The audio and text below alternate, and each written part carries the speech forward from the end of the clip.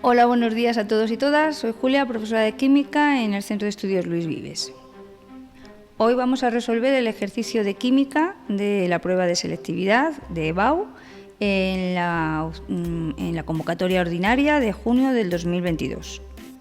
Como siempre, podéis encontrar el examen resuelto en nuestra página web, es luis-vives.es. Entraríamos en esta página, que es la inicial, y podéis ver el examen desde recursos o desde blog.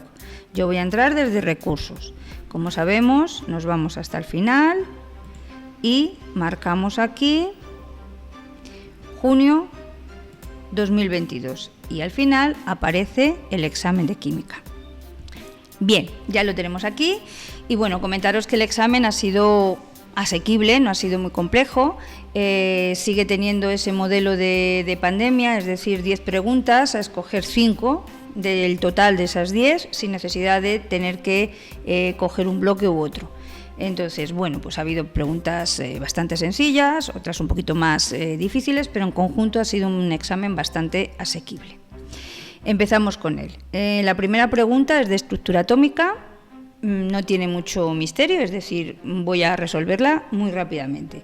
Nos dicen que consideremos los elementos A, Z9 y B, Z13 y nos piden en 4 apartados distintos que escribamos la configuración electrónica de cada uno, que identifiquemos el nombre, símbolo, grupo y periodo de cada uno, que justifiquemos cuál es el elemento de menor energía de ionización y que indiquemos cuál es la fórmula que sale cuando los juntamos y qué tipo de enlace es.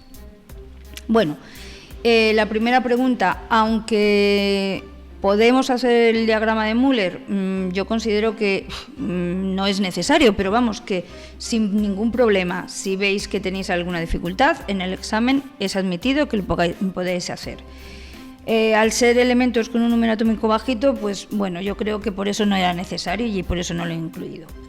Z9 es el 1s2, 2s2, 2p5 y Z13 es 1s2, 2s2, 2p6, 3s2, 3p1. Bien, en cuanto a quién es, pues A es el flúor, su símbolo es la F, está en el grupo 17 o halógenos y en el periodo 2.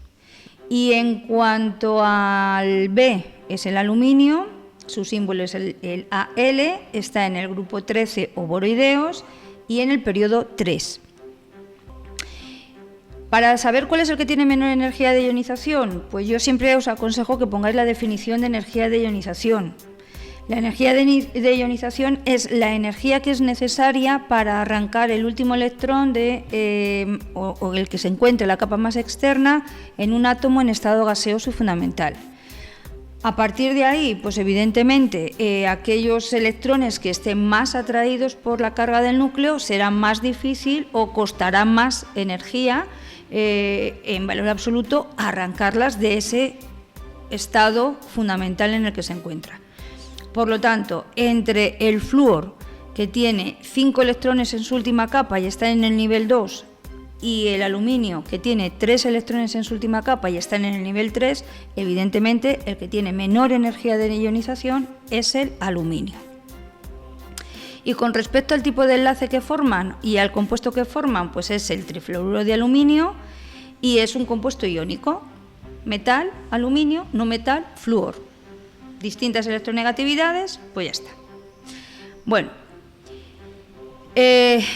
la segunda pregunta es una pregunta de orgánica.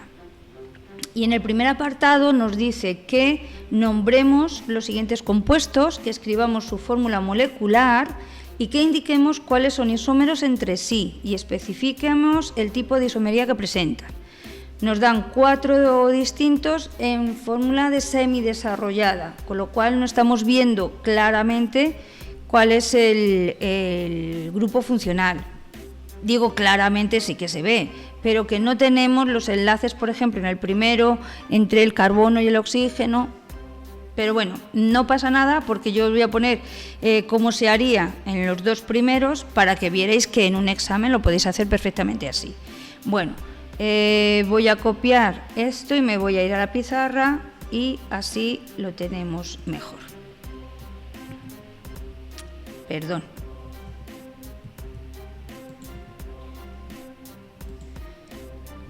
Vale, entonces ya lo tenemos aquí en la pizarra y los dos primeros, no hace falta que hagamos los 4, porque la técnica es la misma para todos. Si yo tengo este compuesto, digo CH3C, y esto me indica que está formado por este tipo de enlaces, CH2, CH, y aquí tengo CH3,2. Luego aquí va a ir un CH3 y aquí, por ejemplo, otro. Bueno, el grupo funcional, esto ya me está indicando que es una cetona. ¿Cómo lo numero? Pues evidentemente lo más próximo al inicio, el grupo funcional. Entonces, 1, 2, 3, 4 y 5. ¿Y qué más tengo? Pues aquí tengo un grupo metil. ¿Cómo lo nombramos? Ya sabemos. Empezamos por lo menos importante para acabar con lo más importante, el funcional. Así que sería 4-metil 2-pentanona. Este sería el primer compuesto. Y ya que estoy aquí, ¿cuál es la fórmula molecular? Pues 6 carbonos, sumamos los hidrógenos, 3, 6, 9, 10, 12 y un oxígeno. En el siguiente haríamos lo mismo, ¿vale? Recordad que podemos justificar nuestras respuestas haciéndolo así.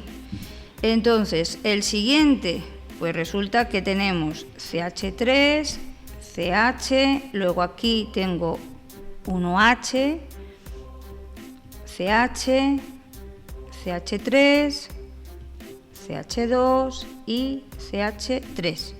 Pues vuelvo a ver que el grupo funcional es este OH, que aquí tenemos un grupo metil y que evidentemente vamos a numerar en función de dónde se encuentra este grupo funcional. 1, 2, 3, 4, 5. Vale. No sé si me he dejado uno. Vale.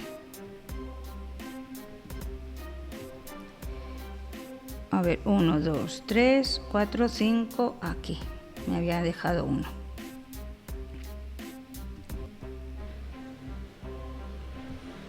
Vale, entonces este sería... Uy, me ha salido en negro, que le cambié el color sin darme cuenta. Aquí. Luego, vuelvo a decir, en el carbono 3 tengo un grupo metil, 3-metil. En el 2 tengo un grupo alcohol, 1, 2, 3, 4 y 5, lo marco, 3-metil, 2-pentanol. ¿Cuál es la fórmula molecular de este compuesto? Pues C, 1, 2, 3, 4, 5 y 6, H, 3, 6, 9, 10, 10, 12, 13 y 14 y O. Bueno, pues el siguiente sería el 1, 2. Aquí tengo dos grupos metil y esto es un grupo aldehído, por lo tanto sería el 3,3-dimetilbutanal. La fórmula molecular, volvemos a contar los carbonos y en el último es un éter, porque tengo un grupo oxígeno aquí que está separando dos propil en este caso, así que sería el propil éter o el dipropil éter. Y su fórmula empírica C6H14O. Luego, una vez que ya vemos las fórmulas empíricas, ya es muy fácil ver quiénes son los isómeros. Entonces vemos que tenemos isomerías con el A1 y el A3 y luego son isómeros el A2 y el A4. Y como lo que está pasando es que son grupos funcionales distintos, la isomería en ambos casos es una isomería de función. Bien, el siguiente apartado de esta pregunta nos dice que se requiere sintetizar 3-bromohexano como único producto y que lo hagamos a partir de un alqueno. Bueno, pues es bastante sencilla, yo lo he hecho muy sencillito. Es 1, 2, 3, 4, 5 y 6 para obtener 1, 2, 3, 4, 5 y 6 carbonos. Y aquí hay un doble enlace, que ¿qué es lo que hacemos con este doble enlace? Añadimos, por ejemplo, bromuro de hidrógeno, de tal manera que es una hidrohalogenación y fijaos, yo voy a señalaros aquí que se rompe este doble enlace y por un lado el hidrógeno se puede ir al carbono CH, al carbono 3 y el bromo al carbono 4. Y nos daría este compuesto, que sería el 3-bromohexano, que es lo que nos están diciendo. Pero imaginaos que el bromo, en vez de irse al carbono 3, se va al carbono 4 al revés, el hidrógeno al carbono 4 y el bromo al carbono 3. Pues nos saldría este otro compuesto, pero ¿qué es lo que pasa? Que tenemos que empezar a numerar por donde el bromo, que aquí es el que está marcando la funcionalidad del compuesto, esté más próximo al inicio, con lo cual también sería el 3-bromohexano. Por eso decimos que aquí solo tenemos un único producto. Si en vez de ser de 6 y marcarlo ahí, el doble enlace en el carbono 3 hubiera estado, por ejemplo, en el carbono 2, pues entonces ya no hubiéramos obtenido el mismo. Y eso tendríamos que aplicar esa regla de Markovnikov que nos diría que hay un compuesto mayoritario. Pero en este caso, al estar el doble enlace en el carbono 3 de 6, pues evidentemente solo nos sale un único producto, que es el 3-hexeno.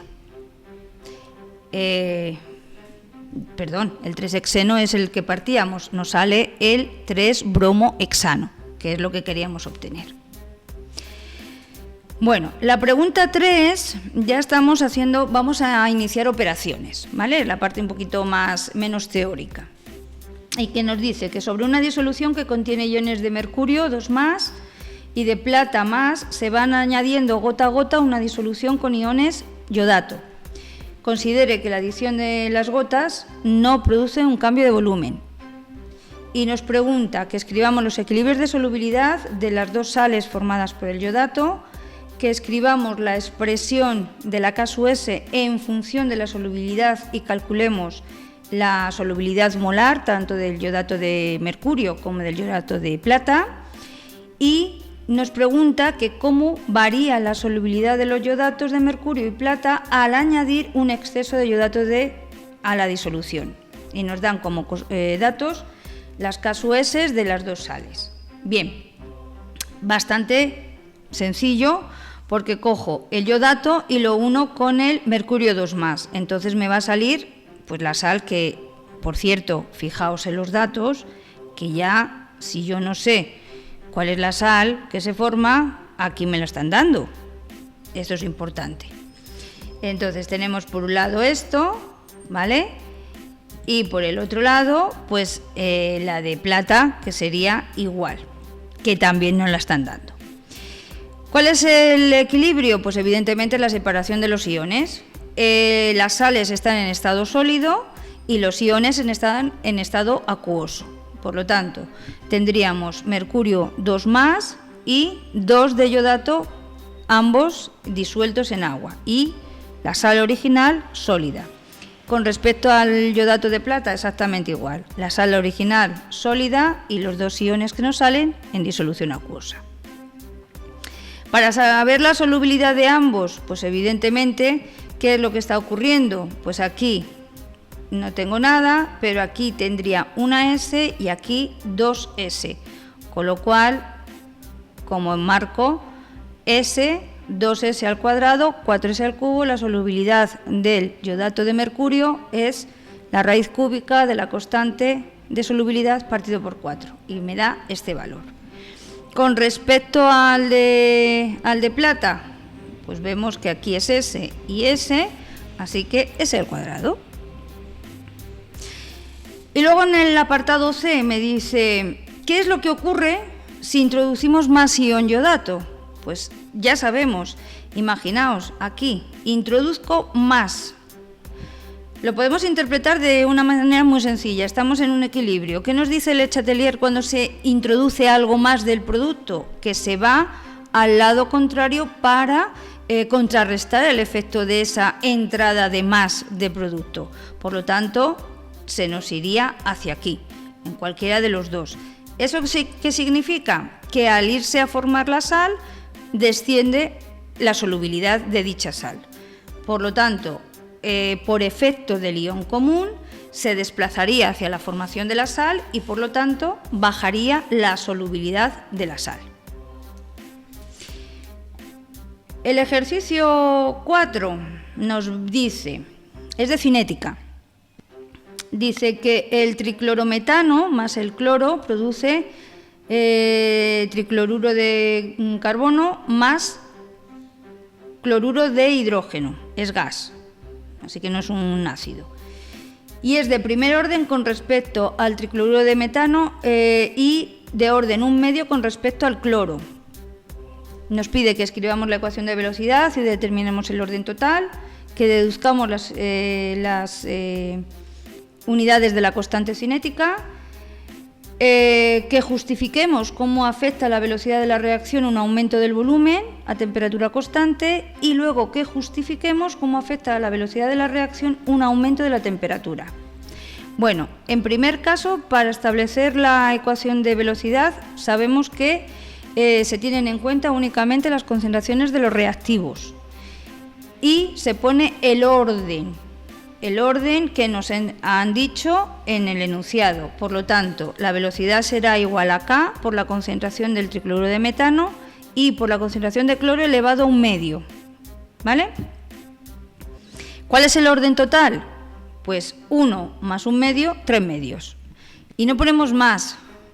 Ya sé que vosotros cuando estéis viendo esto diríais, ay, pues voy a justificar diciendo que no es una reacción elemental, porque no, simplemente contestamos lo que nos preguntan.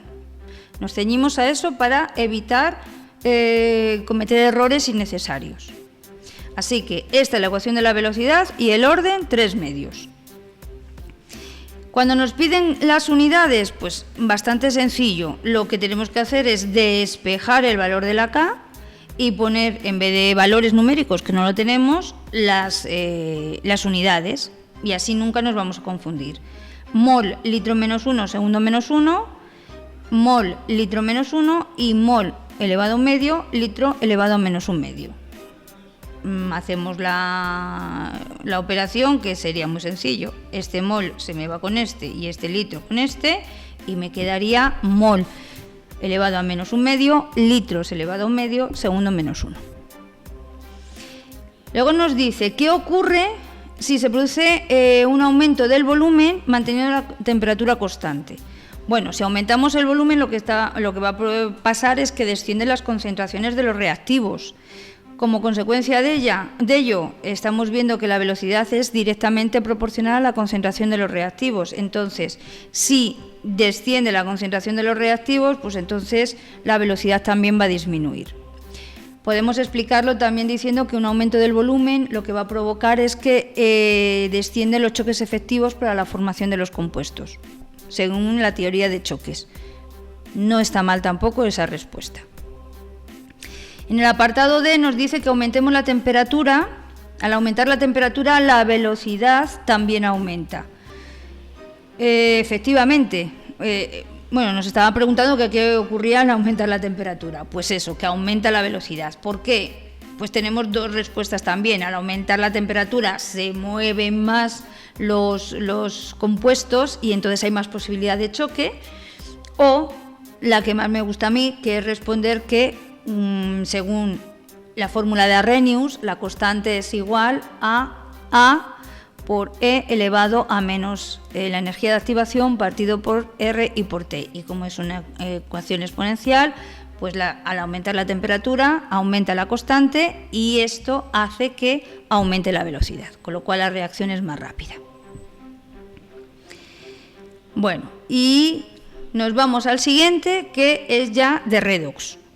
Dice, el clorato de potasio medio ácido reacciona con aluminio formándose tricloruro de aluminio, cloro molecular, cloruro de potasio y agua. Nos pide que formulemos y ajustemos las semirreacciones de oxidación y reducción que tienen lugar, que ajustemos la reacción iónica y molecular por el método del ion-electrón y que calculemos el volumen de una disolución de clorato de potasio de concentración 1,67 gramos litro menos 1 que se necesita para oxidar 0,54 gramos de aluminio. Bueno, como digo, es un ejercicio de R2 y una de las dificultades que tienen estos ejercicios es que no nos suelen dar las fórmulas de los compuestos de la ecuación. Es necesario saber formular muy bien formulación inorgánica. Algunos lo hacéis genial, otros pues se nos olvida un poquito. Bueno, pues eso es importantísimo para resolver ejercicios que son sencillos si sabemos aplicar bien la formulación inorgánica. Entonces, una vez visto esto, pues lo siguiente paso es determinar quién se está oxidando y quién se está reduciendo. Sabemos que el que se oxida lo que está haciendo es que aumenta el número de oxidación. Por lo tanto, en este caso, el aluminio, que es 0, pasa a +3, el que está sufriendo la oxidación es el aluminio. Y el que está sufriendo la reducción, en este caso, es el que desciende su número de oxidación. Por lo tanto, el cloro del clorato de potasio, que está actuando con +5, pasa a cloro molecular con 0. Por lo tanto, el que se está reduciendo es el cloro.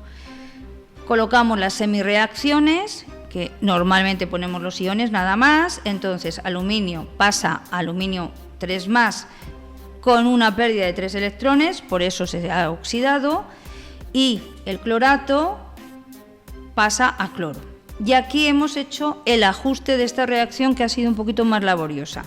Os explico que lo que hacemos siempre es que hemos ajustado el número de cloros, por eso aquí hay un 2. A continuación, el número de oxígenos multiplicados, hay 3, pero como tenemos 2, pues tendríamos que meter 6 moléculas de agua, que es lo que hemos hecho aquí. Al meter agua nos han salido hidrógenos, ¿cuántos? 6 por 2, 12, que los metemos en forma de protones en el lado contrario. Inciso, nos acordamos que los protones luego van a la formación del ácido.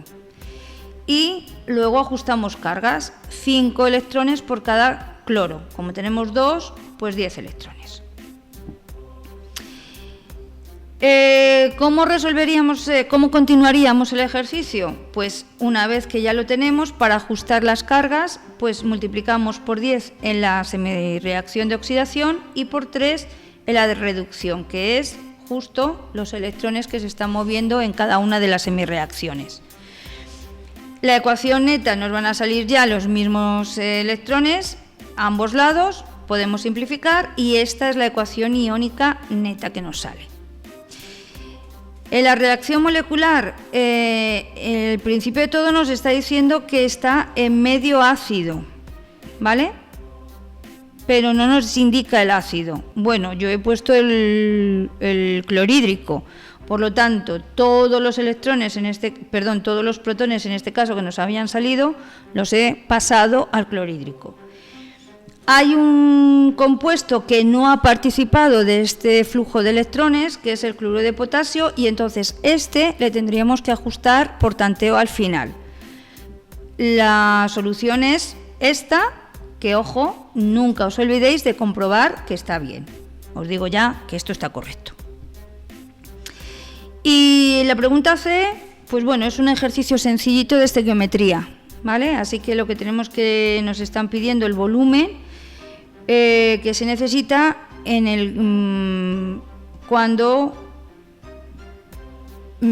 para oxidar los 0,54 gramos de aluminio, de una concentración 1,67 gramos litro del clorato de potasio. Bueno, pues lo más sencillo en este caso es poner esa concentración en vez de gramos litros en mol litros. Es una conversión sencilla. Calculamos el número de moles de aluminio que hay en 0,54 gramos y luego por la estequiometría sabemos que 10 moles de aluminio necesitan 6 moles de clorato de potasio, o al revés. Teniendo eso en cuenta, pues calculamos los moles que se obtienen, o sea que son necesarios del clorato de potasio, vemos que son 0,012 y vamos otra vez a lo que es la fórmula de la molaridad, moles partido volumen, y ya está. Bueno, la parte A está terminada. Nos vamos a la parte B. La parte B empezamos con un ejercicio de enlaces. Nos van a dar 4 compuestos: hierro, borano, tricloruro de metano y el difluoruro de magnesio, y nos están pidiendo que digamos el tipo de enlace que lo forman y en las especies covalentes que indiquemos su geometría, la hibridación del átomo central y su polaridad. Bueno, lo primero es bastante sencillo, decimos que el hierro es metálico, el BH3 es un compuesto covalente, el CHCl3 es otro compuesto covalente y el MgF2 es un compuesto iónico. La justificación: metal, 2 no metales forman un enlace covalente, aquí 3 no metales forman un enlace covalente, metal y no metal un compuesto iónico. El apartado B nos está diciendo que cuáles van a conducir la corriente en estado sólido y en estado fluido. En estado sólido siempre los metales, por lo tanto en este caso sería el hierro, y en estado fluido los iones, es decir, fundido, sería el difluoruro de magnesio. Con respecto a los covalentes nos piden geometría, hibridación y polaridad. Bien, geometría del borano. Como el boro solamente tiene 3 electrones en su última capa, va a formar enlace con cada uno de los hidrógenos que lo forman. Por lo tanto, geometría trigonal plana. Tipo de hibridación: colocamos los electrones en los orbitales en su estado fundamental y luego excitamos, en este caso, este electrón que está en el orbital 2s lo pasamos a un orbital p, de tal manera que nos quedan 3 orbitales nuevos que son los híbridos, que se han formado entre el 1s y 2p. Luego 3 híbridos con hibridación sp2. Y en cuanto a la polaridad, pues vemos que existen 3 momentos dipolares del hidrógeno al boro y al sumarlo son vectores. Esto sería así, así y así, y evidentemente se anularían, con lo cual es una molécula apolar. Con el siguiente compuesto haríamos lo mismo. Nos sale una estructura tetraédrica, el carbono en el centro, tiene 4 electrones disponibles y uno lo forma un enlace con el hidrógeno y los otros 3 con los cloros. La hibridación, pues este es el estado fundamental. Uno de los electrones que está en el orbital 2s pasa a un orbital 2p, con lo cual se hibrida un s con los 3p, hibridación sp3. Y aquí la particularidad es que tenemos siempre en el recuerdo que la hibridación 2p3 del carbono es una estructura tetraédrica y suele ser apolar, pero en este caso, fijaos, el cloro es más electronegativo que el carbono, con lo cual los momentos dipolares están yendo del hidrógeno al carbono y del carbono a los distintos cloros. Al sumar esos momentos dipolares, pues evidentemente nos da distinto de 0, luego esta molécula es polar. Bien, en la pregunta 2, que vuelve a ser también de orgánica, pues nos dice que completemos, ajustemos las siguientes reacciones, formulemos y digamos los nombres de los compuestos orgánicos que salen. Propano y oxígeno, un compuesto orgánico, más oxígeno, combustión. Ya está. Y ajustamos, como el propano son 3 carbonos, pues van a salir 3 de CO2, se van a salir también 4 moléculas de agua y se necesitan 5 de oxígeno. No hay más. Ácido butanoico más propan 1-amina nos va a dar una amida. La unión entre un ácido y una amina sabemos que es una amida. Bueno, pues lo único que tenemos que nombrarla sería N-propil, 1, 2 y 3, butanamida. Ya está. Y sale una molécula de agua, con lo cual es una condensación. ¿Por qué? Porque nos sale un producto orgánico más otro pequeñito inorgánico. El siguiente nos está dando la fórmula ya, N del eteno, y nos va a salir con un catalizador algo. ¿Qué es ese algo? Pues es el polieteno. Es una polimerización, pero en este caso es una adición. ¿Por qué? Porque únicamente nos sale el polieteno, no nos sale ningún compuesto menor. Y el siguiente, pues es un alcohol, ¿vale? En ácido. Normalmente es en ácido caliente. Bueno, pues cuando a un alcohol lo metemos en un medio ácido, ¿qué es lo que va a ocurrir? Pues una deshidratación. Una deshidratación, entonces, o eliminación, que es lo mismo en este caso. Con lo cual se perdería un grupo OH y saldría agua y se produciría un doble enlace, con lo cual del propanol se transforma en el propeno. Bien, pregunta 3. Dice, el compuesto NOBr, que es un gas, se descompone según la siguiente reacción. Vemos que está ajustada, perfecto. Vemos este dato, entalpía. Eso nos está diciendo que es un proceso en el que se necesita energía, ojo. Entonces decimos que en un matraz de volumen 1 litro se introducen 2 moles de este compuesto a una temperatura de 25 grados centígrados, que se alcanza el equilibrio, y que se observa que al final obtenemos 0,05 moles de bromo.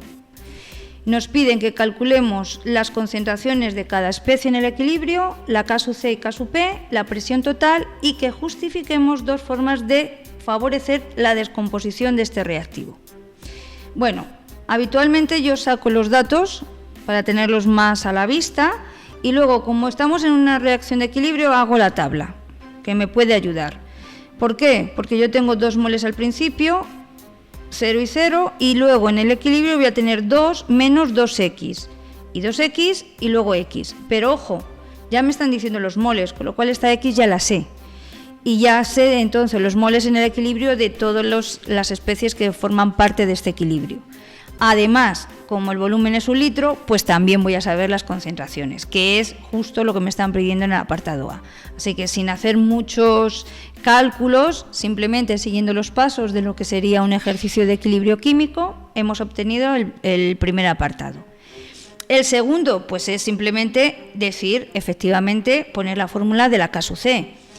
El producto de los productos, valga la redundancia, elevado a su cociente estequiométrico correspondiente en el que corresponda, partido por la concentración del reactivo también elevado a su cociente estequiométrico.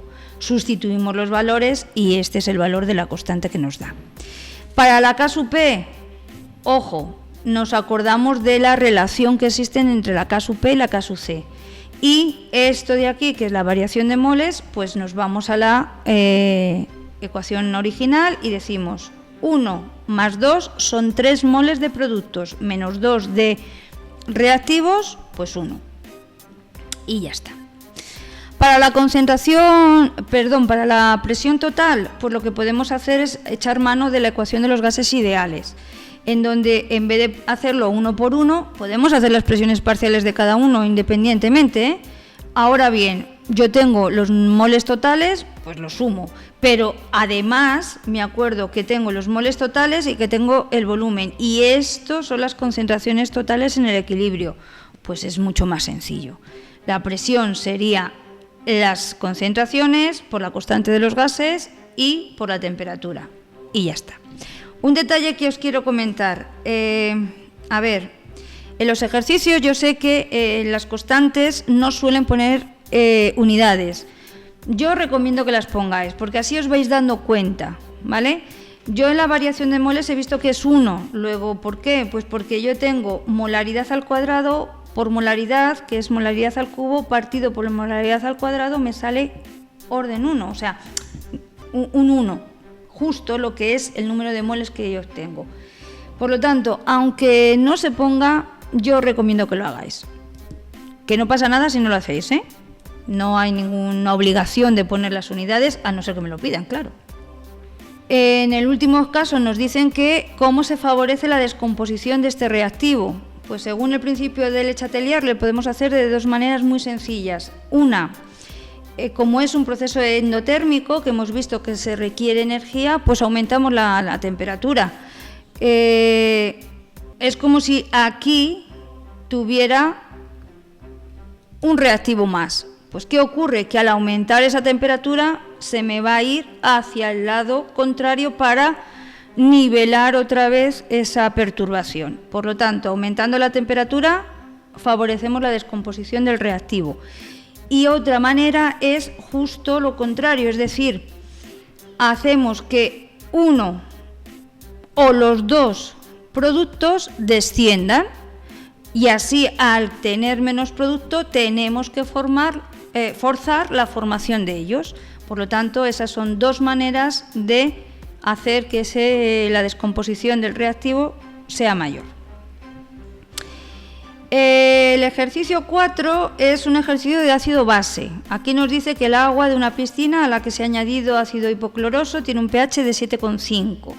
Nos pide que escribamos la reacción y calculemos la concentración inicial del ácido hipocloroso en la piscina, y luego dice que observamos que el pH sube a 7,8 y que justifiquemos con las reacciones adecuadas y sin hacer cálculos cuáles serían los reactivos que debemos añadir para restablecer ese pH. Y nos dan 3: el hidróxido de sodio, el clorhídrico y el cloruro de sodio. Bien, como dato me están dando la K-SUA del hipocloroso, ¿vale? Pues hago lo mismo. El ácido hipocloroso con agua se va a ionizar dándonos protones y el ion hipoclorito. Hacemos otra tabla para tenerlo más fácil, para ver visualmente qué es lo que yo tengo. Vemos que las concentraciones iniciales no las tengo. X y X sí, la X sí que la tengo. ¿Cómo? Por esto, por el pH. El pH sabemos que es menos la concentración de protones, menos el logaritmo, perdón, de la concentración de protones. Luego la concentración de protones es igual a 10 elevado a menos el pH. Bueno, pues 10 elevado a menos 7,5, y esa es la concentración. Así que ya sabemos X. Despejamos de la constante de acidez la C y nos da este valor. Muy sencillo, un cálculo sencillito. Luego nos dice que, en el caso del apartado B, nos dice que el pH ha subido a 7,8. Eso en una piscina es bastante grave. ¿Qué es lo que tenemos que hacer? Meter un reactivo que haga que descienda a 7,5, que es más o menos los niveles normales. Bueno, pues vamos a ver qué ocurriría si metemos cada uno de los reactivos que nos están dando. Si metemos hidróxido de sodio, vemos que el hidróxido de sodio se disocia por completo en sodio más y en el iones hidróxido. Bien, lo introducimos y ¿qué está ocurriendo? Que los protones que tenemos del ácido hipocloroso más los OH del hidróxido de sodio se juntan y forman agua. Pero lo que está ocurriendo es que está descendiendo todavía más la concentración de protones, con lo cual no nos serviría, todo lo contrario. No solucionamos nada. Si añadimos cloruro de sodio, ¿qué es lo que va a pasar? Pues que se disocia en sodio más y cloro menos. Pero como esto es una sal neutra, pues no va a afectar al pH. Si metemos un ácido, en este caso sí aumentamos la concentración de protones, que es lo que buscamos. Con lo cual, al aumentar la concentración de protones, va a descender de nuevo el pH de 7,8 a 7,5, que es el valor que nosotros estamos buscando. Habitualmente, cuando pasa esto en las piscinas, se utiliza un ácido, que es el clorhídrico, llamado comercialmente muriático, para evitar que suba mucho el pH de la piscina, del agua. Y ya terminamos el ejercicio con un ejercicio de pilas. Nos dice que dibujemos el esquema de una pila utilizando como electrodos una barra de cadmio y otra de plata, que identifiquemos todos los elementos que se forman y que indiquemos el sentido de movimiento de los electrones. También nos están diciendo que digamos quién está en el cátodo y quién en el ánodo y que calculemos el potencial. Bueno, pues lo primero que yo miro son los datos. Y me dice que el potencial de reducción del cadmio es menos 0,40 y el de plata es 0,8. Conclusión, como ya sabemos que el potencial del cátodo de una pila siempre es mayor al potencial del ánodo, ¿quién va a estar en el cátodo? Pues evidentemente la plata.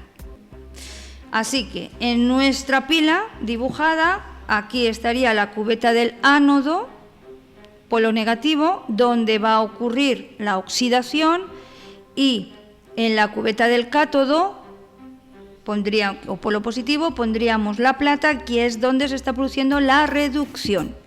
Nos acordamos que nos están diciendo que hagamos un dibujo del esquema de la pila. Bueno, otra manera de ponerlo siempre es haciéndolo así: ánodo, puente salino y cátodo. Pero como en este caso nos están pidiendo un dibujo, pues haríamos esto. Y puente salino, que no se nos olvide. ¿Por qué? Porque el puente salino así lo que va a mantener la neutralidad eléctrica de las dos celdas. Vamos a evitar que se acumulen muchas cargas positivas en una cubeta y muchas cargas negativas en el otro. El flujo de electrones siempre sabemos que va del ánodo al cátodo, es decir, de la oxidación, donde está ocurriendo la oxidación, hasta donde está ocurriendo la reducción.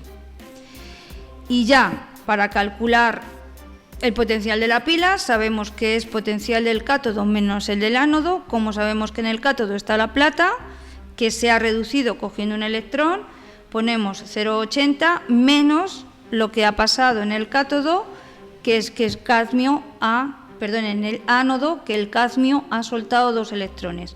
Como el valor que me están dando es menos 0,80, que es el de reducción, menos 0,80, al final 1,2. Bueno, el ejercicio evidentemente es largo, pero porque hemos resuelto las 10 preguntas. Luego en realidad no es tan largo ni tan dificultoso. Si se escogen bien, se puede obtener una buena nota con este examen. Espero haberos ayudado en la resolución del mismo y nos vemos en los siguientes vídeos de Luis Vives. Muchas gracias.